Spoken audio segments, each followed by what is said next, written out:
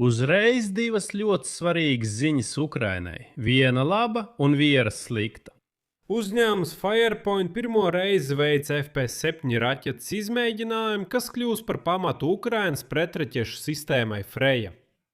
Kā paziņoja uzņēmumā, šobrīd tiek pieliktas pūles, lai Ukraina pati spētu aizsargāt savu gaisa telpu, un ņemot to vērā, otrā ziņa. Ukraina joprojām izjūt PAK-3 raķešu trūkumu Patriotu pretgaisa aizsardzības sistēmai. Un vakar Vladimirs Zelenskis atzina, ka iemesls nav saistīts tikai ar Donalda Trumpa administrāciju.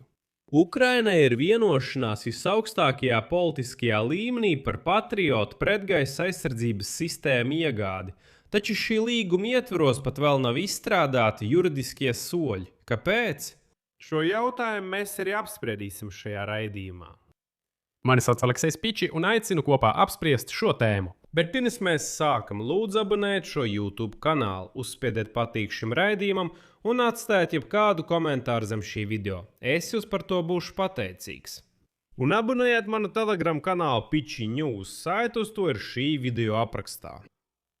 Tātad NATO ģenerālsekretāra Marko Rūtes vizītes laikā Kijivā Ukrainas prezidents Vladimirs Zelenskis paziņoja, ka Ukrainai joprojām trūkst PAK-3 raķešu Patriotu sistēmām. Rūtes kungs savukārt paziņoja, ka pārtvērē raķetes PAK-2 un PAK-3 joprojām ir viens no galvenajiem Ukrainas aizsardzības elementiem pret Krievijas gaisa uzbrukumiem.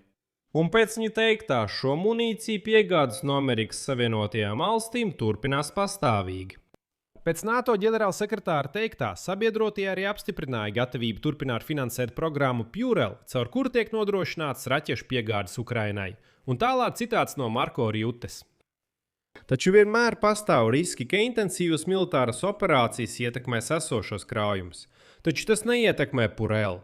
Iespējams nākotnē, bet ne šobrīd. Mēs darām visu iespējamo, lai pārliecinātos, ka ražošana tiks palielināta, lai mēs varētu iegādāt to, kas mums ir noliktavās. Tajā pašā laikā Zelenskis norādīja, ka PAK-3 raķešu deficīts Ukrainai nav radies šodien. Pēc viņa teiktā, iepriekš partneri tās nodeva nelielos apjomos, tomēr situācija mainījās pēc konflikta sākuma tojos austrumos. Tālāk citās no Zelenska. Mēs saņēmām no partneriem PAK-3 raķetes atbilstošā daudzumā, bet pēc tam šis daudzums mēnesī tika vairāk kārt samazināts. Tas nebija naudas trūkuma dēļ. Šeit mēs visi strādājām. Mēs sākām iegādāties. Mēs atradām naudu, mēs nodrošinājām. Bet tik un tā daudzums bija mazāks kopš konflikta sākuma tuvajos austrumos. Zelenskis arī uzsvēra, ka piegāžu samazinājums attiecās ne tikai uz PAK-3 raķetēm sistēmai Patriot, bet arī uz citiem ieroču veidiem. Daļu vajadzību izdevās sekt ar Ukrainas ražošanu, taču PAK-3 raķetes pagaidām aizvietot nav iespējams. Tāpēc par atsevišķu darba virzienu kļuva sarunas ar Amerikas Savienotajām valstīm par licences iegūšanu. Par Patriot sistēmu ražošanu Ukrainas teritorijā.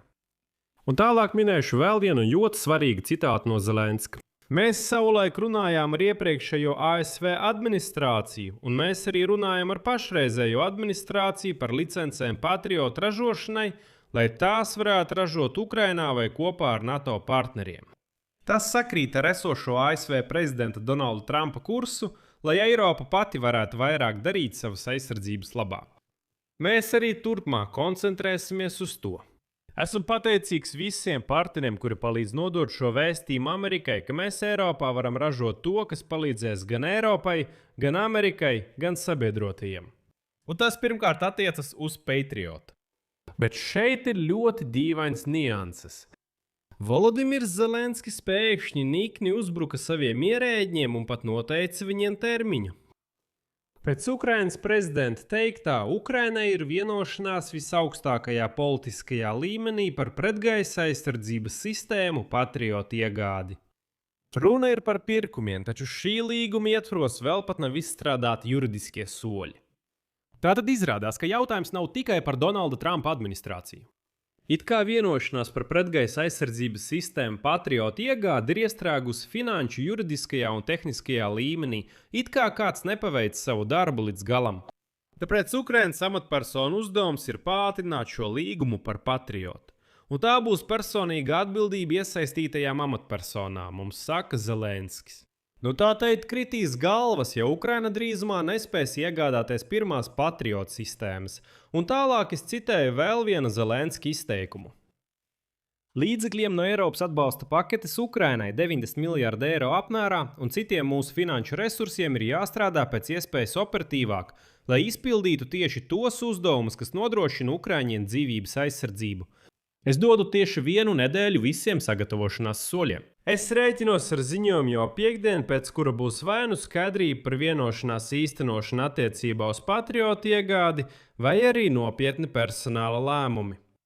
Nu, ja godīgi, tas izklausās ļoti lēti. Nu, ķipā, cars ir labs, bet bojeris ir slikti. Bet, protams, man nav jāizdara secinājumi.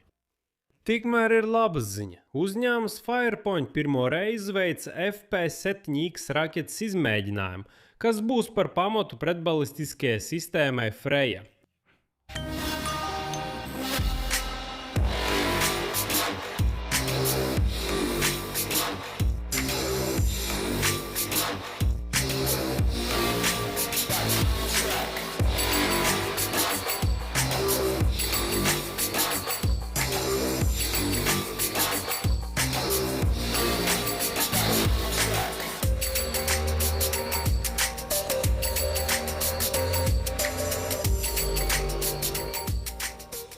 Uzņēmumā paziņoja, ka pašlaik tiek pieliktas pūles, lai Ukraina pati varētu aizsargāt savu gaisa telpu no Krievijas raķetēm.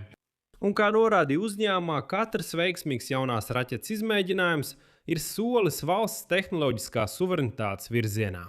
Galvenais konstruktors Firepoint Denis Štillermans publiskoja raķetes FP7X raksturu lielumus, jo īpaši munīcija ir izgatavota no kompozīta materiāliem un spēja attīstīt ātrumu no 1500 līdz 2000 metru sekundē.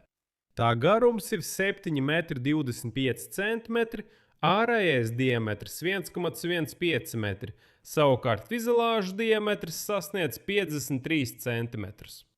Raķete ir aprīkota ar pusaktīvu infrasarkano pašvadības galviņu, kuras izstrāde plānots veikt sadarbībā ar vācu uzņēmumu DL Defense. Zinām, jūs to noteikti zināt, tā ražo tās pašas pretgaisa aizsardzības sistēmas IRIS-T, kuras mēs saņemam no vāciešiem.